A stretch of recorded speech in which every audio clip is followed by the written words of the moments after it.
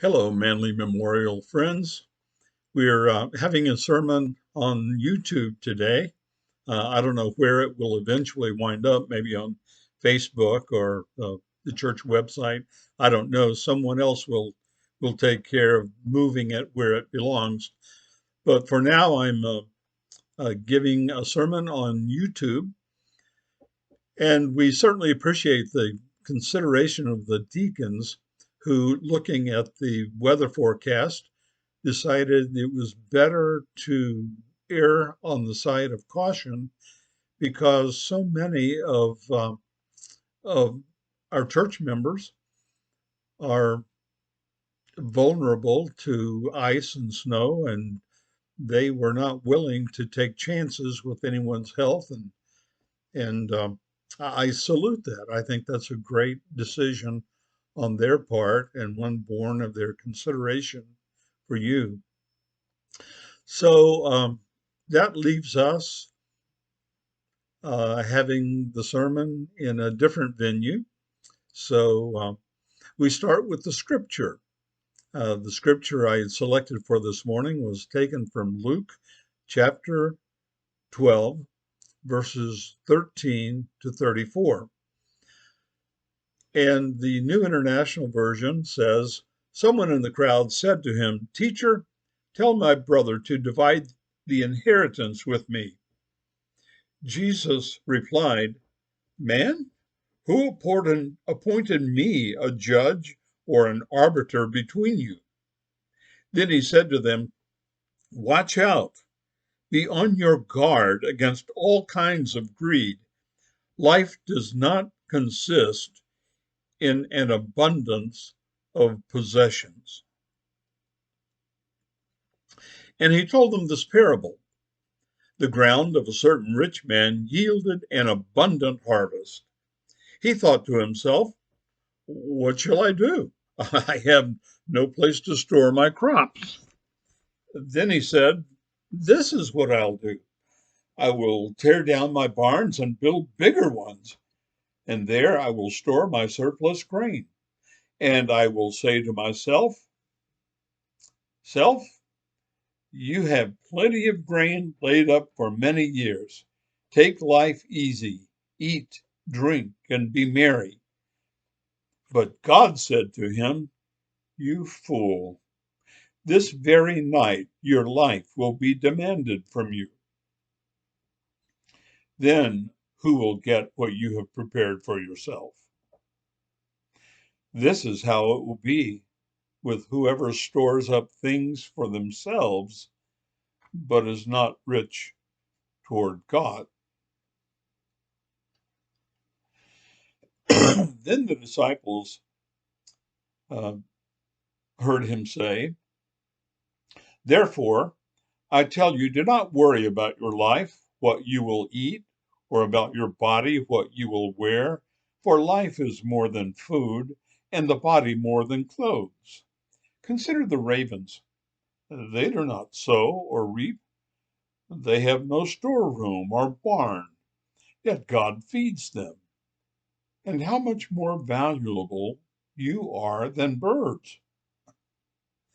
Who of you, by worrying, can add a single hour to your life?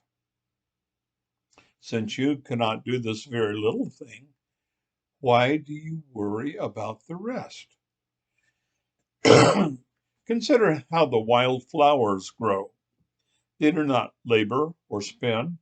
Yet I tell you, not even Solomon in all his splendor was dressed like one of these. If that is how God clothes the grass of the field, which is here today and tomorrow is thrown into the fire, how much more will he clothe you, you of little faith? And do not set your heart on what you will eat or drink.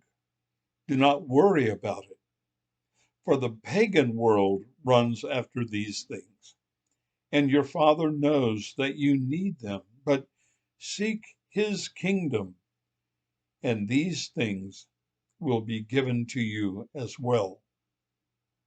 Do not be afraid, little flock, for your Father has been pleased to give you the kingdom.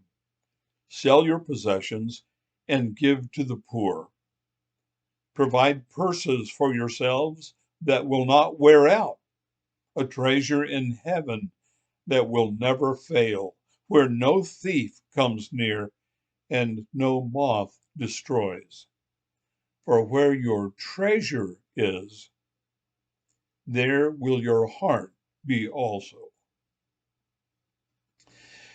This morning, we're beginning a series of sermons on what I call the big lies our world tells us, or our culture tells us.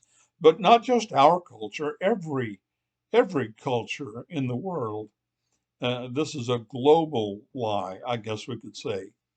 And the first one we're going to consider is this lie: things can make me happy. Now, there's nothing wrong with being happy, of course. Jesus, in fact, talked a lot about happiness, and we're going to consider what Jesus said about happiness in a later sermon in this series. But there's nothing wrong with being happy. I would rather be happy than miserable, wouldn't you? Certainly. And we say to our children when they say, you don't care about me, or you don't want me to be happy. Yes, we do. That is exactly what we want. We want you to be happy. And having lived a little bit longer than they, we have a little bit more idea what will make us happy and the kinds of risks that young people often take that can destroy happiness. So there's nothing wrong with being happy. We should be happy. But the question that we ask is, whose wisdom will you trust? The teenager who says, you don't want me to be happy, is trusting his own wisdom rather than the wisdom of his parents, even though the parents have lived longer. And we never get beyond, we as human beings never fully get beyond thinking that somehow or another um, we know how to make ourselves happy. Well, what will make us happy then? There are two views, basically. Uh, Basically speaking, one view is that happiness comes from the outside in. That is, there's something out there which, if I could only seize it, if I could only own it, if I could possess it, if I could have it, if I could acquire it, I would be so happy.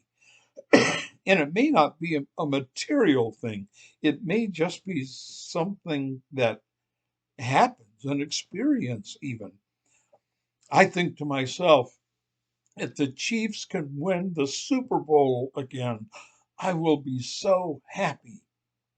But I know that the Chiefs winning the Super Bowl would be an exciting thing for me because I am a fan. But uh, happiness doesn't come from outside in.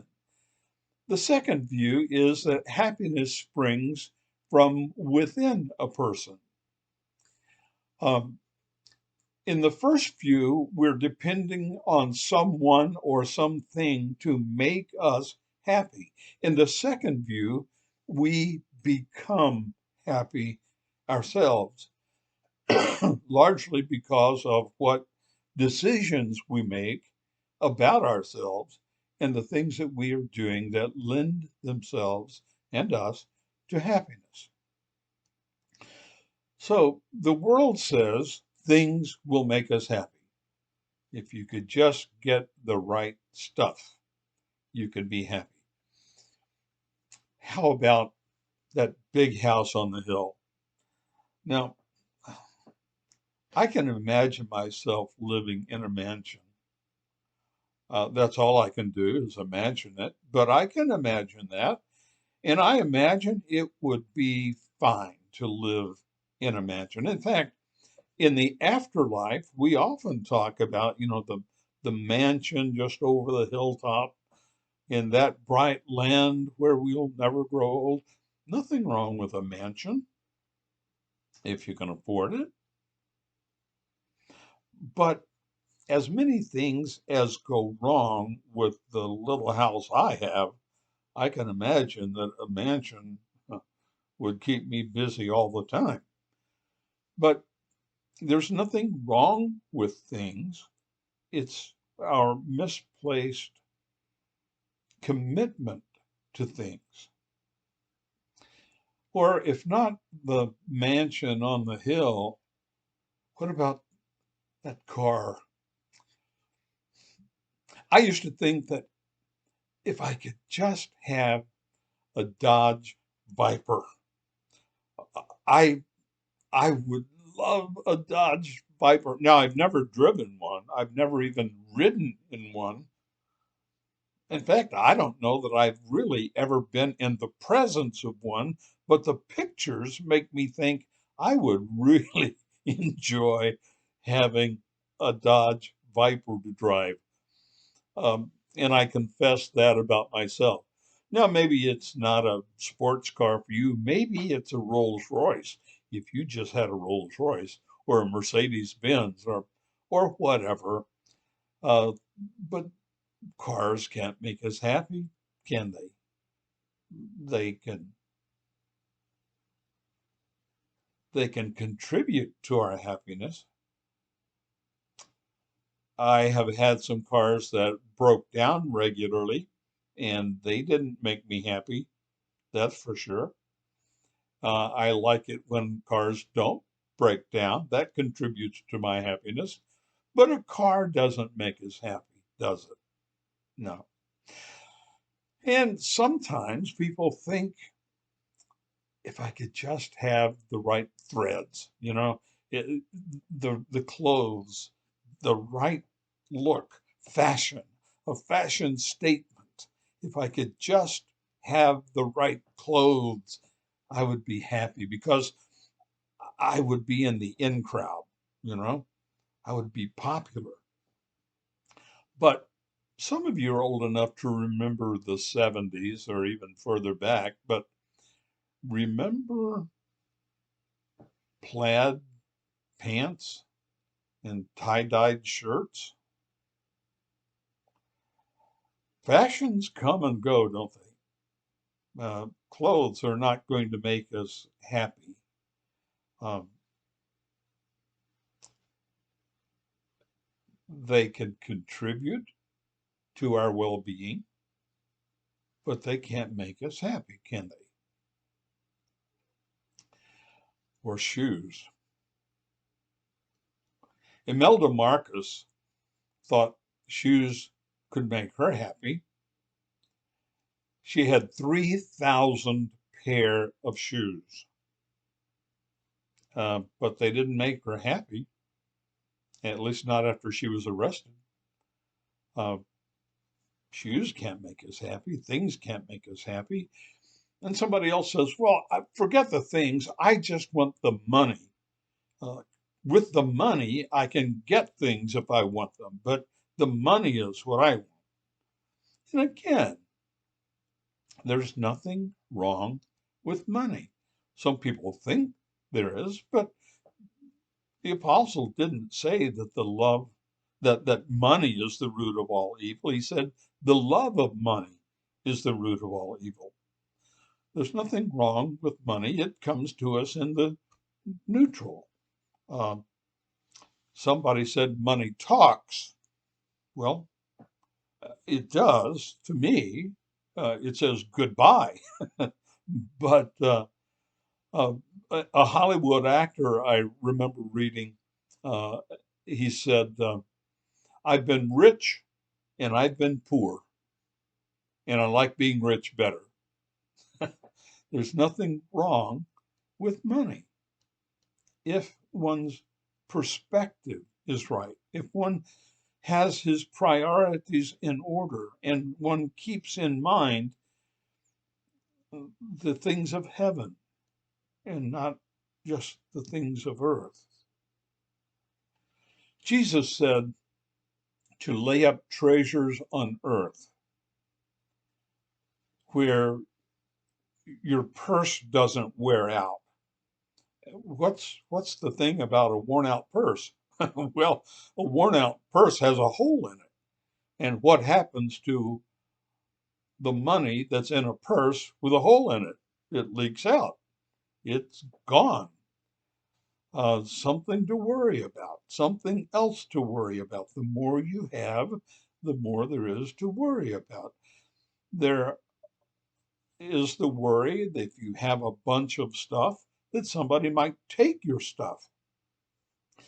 Earlier today, it was reported that Lori Loughlin, an actress, on January 3rd, thieves robbed her home and stole $1 million worth of jewelry.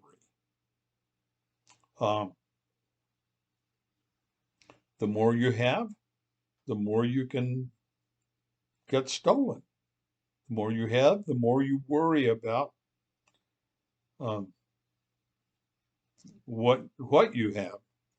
So Christ says, concentrate not on this world, but lay up treasures in heaven. Oops. I don't know if I said lay up treasures on earth, but lay up treasures in heaven where there are no thieves and your purse doesn't wear out. Jesus said, as we read earlier, a man's life does not consist in the abundance of his possessions.